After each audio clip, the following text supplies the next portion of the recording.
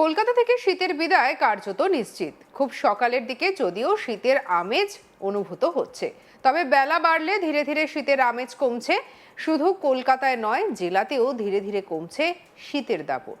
আলিপুর আবহাওয়া দপ্তরের পূর্বাভাস অনুযায়ী আগামী 7 দিন উত্তরবঙ্গ এবং দক্ষিণবঙ্গ মোটামুটি শুষ্ক আবহাওয়ার মধ্যে দিয়েই থাকবে। কোথাও কোথাও বৃষ্টিপাতের সম্ভাবনা নেই, আর অন্যদিকে এই মুহূর্তে কোথাও কোনো সিস্টেমের উৎপত্তিও নেই। আগামী 7 দিন তাপমাত্রায় কোনো পরিবর্তনের খবর পাওয়া যায়নি।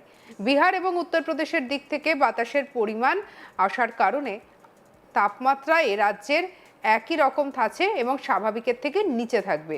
ক্যানিং এবং কাকদ্বীপ, খড়গপুরে স্বাভাবিকের থেকে ন্যূনতম তাপমাত্রা নিচেই চলেছে এই মুহূর্তে। বর্ধমান, দীঘা এবং এই জেলাগুলিতে কলকাতা এবং তার পার্শ্ববর্তী অঞ্চলে মোটামুটি তাপমাত্রা আগামী 7 দিনে 29 ডিগ্রি থেকে 31 ডিগ্রির কাছাকাছি থাকার সম্ভাবনা রয়েছে এবং 17 ডিগ্রি থেকে 19 ডিগ্রির কাছাকাছি তাপমাত্রা থাকার একটা সম্ভাবনা থাকছে আগামী এক সপ্তাহে। কলকাতার ক্ষেত্রে আগামীকাল সর্বনিম্ন তাপমাত্রা 17 ডিগ্রির কাছাকাছি থাকা উচিত এবং 29 ডিগ্রির কাছাকাছি থাকা উচিত, এমনটাই জানানো হয়েছে আবহাওয়া দপ্তরের পক্ষ থেকে। কি বলছেন আবহাওয়াবিদ অন্বেষা ভট্টাচার্য, শুনবো।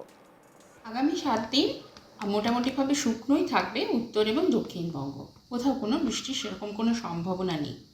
বৃষ্টি হওয়ার জন্য যে সিস্টেম বা সার্কুলেশন প্যাটার্ন লাগে সেরকম কিছুর উপস্থিতি এই মুহূর্তে কোথাও নেই। সেই কারণেই বৃষ্টির সম্ভাবনাও আমাদের দুই বঙ্গেই নেই। তার সঙ্গে তাপমাত্রাও মোটামুটি একই রকম থাকবে আগামী 7 দিনে। সেরকম কোনো তাপমাত্রার পরিবর্তন লক্ষিত হবে না। তার কারণ হচ্ছে উইন্ডফিল্ডটা মোটামুটিভাবে সেই নর্থ ওয়েস্টার্লি রয়ে গেছে। মানে অন্য বছরে ফেব্রুয়ারি মাসের মাঝামাঝি সময় অনেক সময় আমরা দেখি যে একটা সার্কুলেশন প্যাটার্ন একটু অন্যরকম চেঞ্জ হয়, নর্থ ওয়েস্টার্লি এইভাবে একইভাবে থেকে যায় না। কিন্তু এবছরে সেই একই রকমভাবে বিহার বা ইউপির দিক থেকে বাতাসটা আমাদের দক্ষিণবঙ্গের দিকে আসছে, যার ফলে আমাদের তাপমাত্রাটা বিলো নর্মাল রয়েছে এখনও। ন্যূনতম তাপমাত্রাটা আজকে যদি দেখেন 28টি স্টেশনের মধ্যে আমাদের দক্ষিণবঙ্গের 9টা স্টেশনে বিলো নর্মাল এবং 2টো স্টেশনে, মানে মোট 11টা স্টেশনে 2টো স্টেশনে অ্যাপ্রিসিয়েবলি বিলো নর্মাল তাপমাত্রা রয়েছে। মানে স্বাভাবিকের থেকে বেশ অনেকটা নিচে তাপমাত্রা সেই সমস্ত জায়গাতে, এবং সেগুলো মোটামুটিভাবে পশ্চিম দিকের জেলাগুলোতেই বেশি। কয়েকটি পূর্ব দিকের স্টেশনও রয়েছে, যেমন ক্যানিং, কাকদ্বীপের ক্ষেত্রে অ্যাপ্রিসিয়েবলি বিলো নর্মাল আছে। কাকদ্বীপ আর খড়গপুরের ক্ষেত্রে একটা পূর্বে একটা পশ্চিমে অ্যাপ্রিসিয়েবলি বিলো নর্মাল আছে। বর্ধমান, পানাগড়, দীঘা এই সমস্ত জায়গাতে বিলো নর্মাল, খড়গপুরের ক্ষেত্রে অ্যাপ্রিসিয়েবলি বিলো নর্মাল তাপমাত্রা রয়েছে। তো ব্যারাকপুরের ক্ষেত্রেও বিলো নর্মাল রয়েছে পূর্ব দিকে।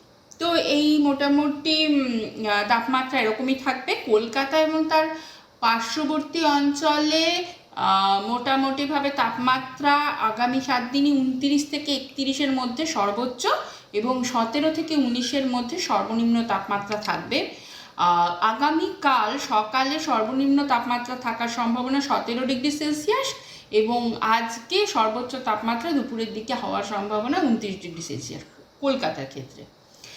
আর উত্তরবঙ্গের ক্ষেত্রে তাপমাত্রাটা মোটামুটিভাবে কোথাও নর্মাল, কোথাও অ্যাবাভ নর্মাল, কোথাও বিলো নর্মাল রয়েছে।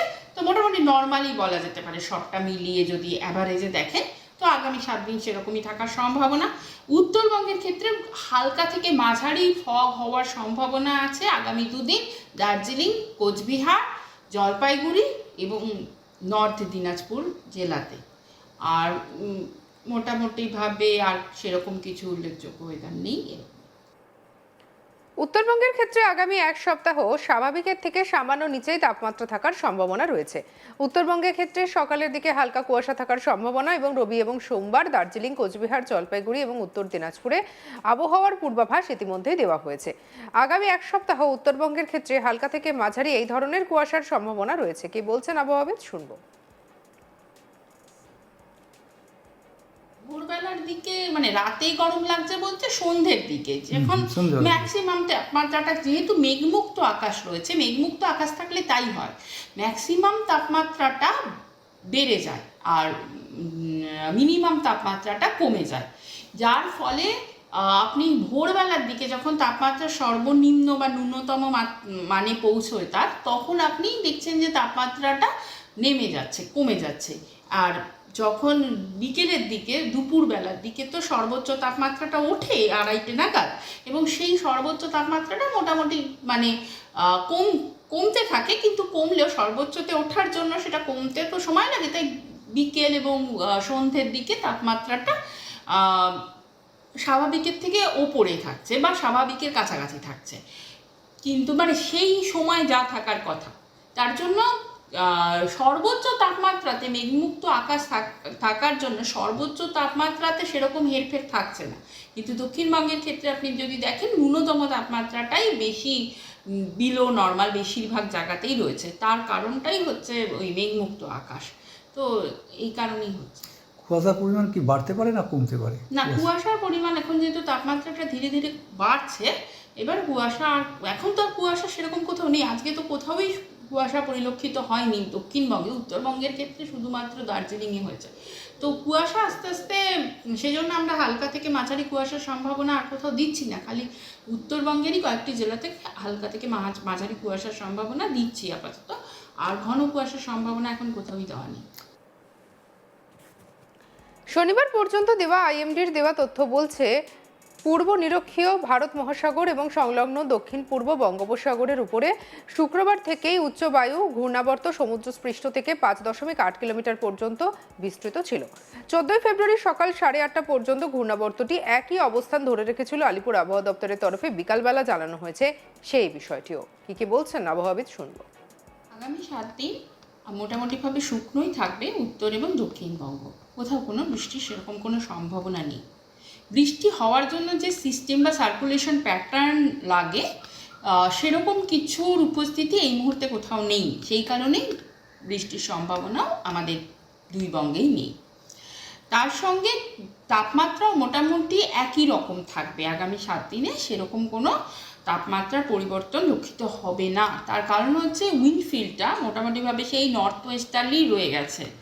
মানে অন্য বছরে ফেব্রুয়ারি মাসের মাঝামাঝি সময় অনেক সময় আমরা দেখি যে একটা সার্কুলেশন প্যাটার্ন একটু অন্যরকম চেঞ্জ হয়, নর্থ ওয়েস্টার্লি এইভাবে একইভাবে থেকে যায় না। কিন্তু এবছরে সেই একই রকমভাবে বিহার বা ইউপির দিক থেকে বাতাসটা আমাদের দক্ষিণবঙ্গের দিকে আসছে, যার ফল ভোরবেলার দিকে মানে রাতেই গরম লাগছে বলতে সন্ধ্যের দিকে যখন ম্যাক্সিমাম তাপমাত্রাটা, যেহেতু মেঘমুক্ত আকাশ রয়েছে, মেঘমুক্ত আকাশ থাকলে তাই হয়, ম্যাক্সিমাম তাপমাত্রাটা বেড়ে যায় আর মিনিমাম তাপমাত্রাটা কমে যায়। সঙ্গে রাখুন আজ তাক বাংলার ইউটিউব চ্যানেলকে লাইক, কমেন্ট, শেয়ার, সাবস্ক্রাইব করতে ভুলবেন না।